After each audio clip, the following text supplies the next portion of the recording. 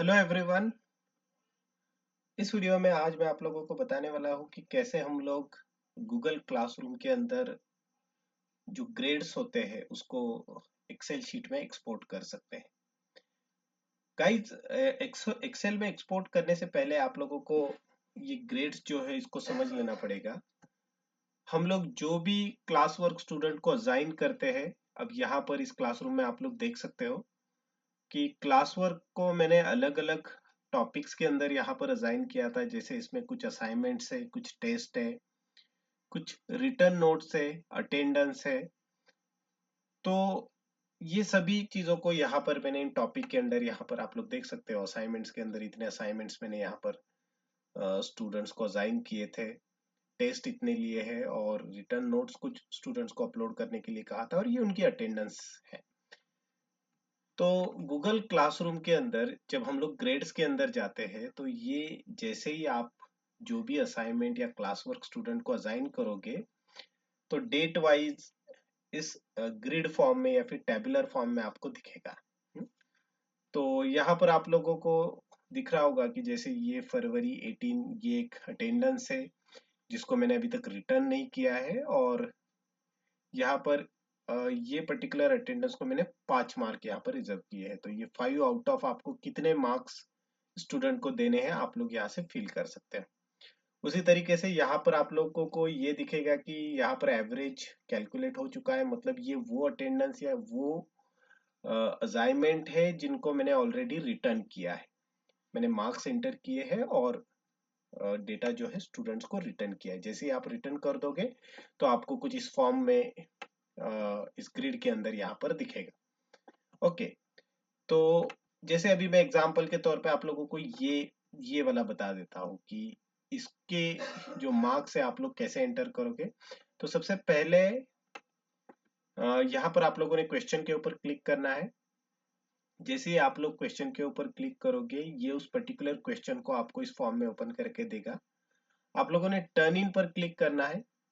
Turn in पर click करने के बाद क्या होगा कि जो जिन स्टूडेंट ने आपके इस पर्टिकुलर असाइनमेंट को टर्न इन किया है आप लोगों को उनकी ऐसी एक लिस्ट मिलेगी, और जिन्होंने नहीं किया है उनके नाम के सामने आप लोगों को मिसिंग्स मिलेगा यहाँ पर।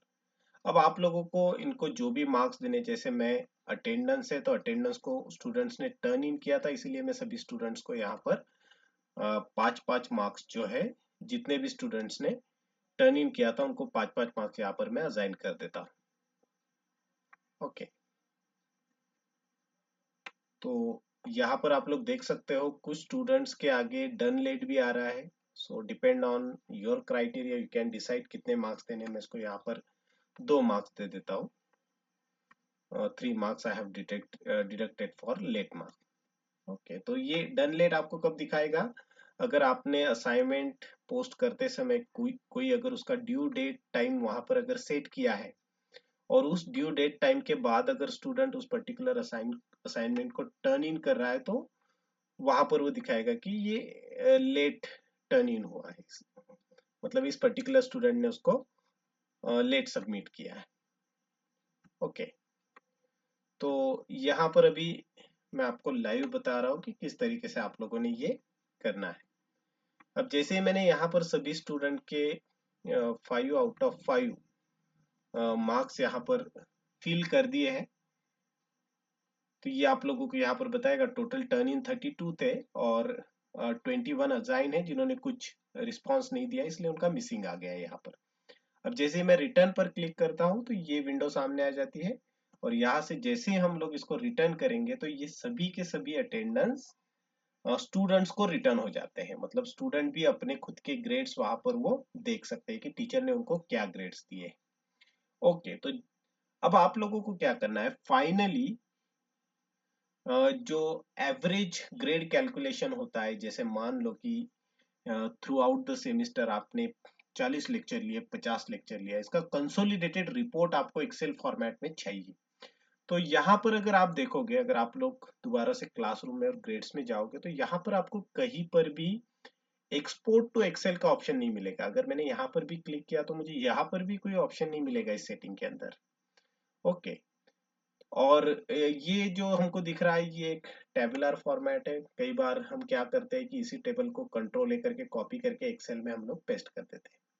ओके, बट ऐसे करने की जरूरत नहीं है, बिकॉज एक्सपोर्ट टू एक्सेल का ऑप्शन हमको इसमें अवेलेबल है। अब उसको कैसे करना है, तो आप किसी भी एक असाइनमेंट के ऊपर क्लिक करो।